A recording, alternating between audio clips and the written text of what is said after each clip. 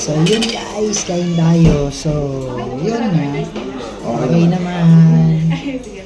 So, yun. Nandito na naman tayo sa Kabalan Restaurant. Dito lang sa Mugaza. Mukbang na naman tayo ulit. So, titikman natin ang ano. So, ito. Barbecue, chicken barbecue daw. Masarap daw to. Isa to best seller nila. Best seller nila. Diba? Ang sarap yan.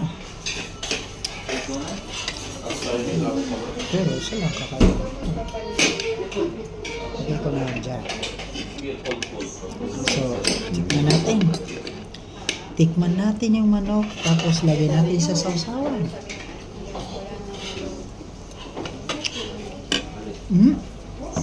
Masarap.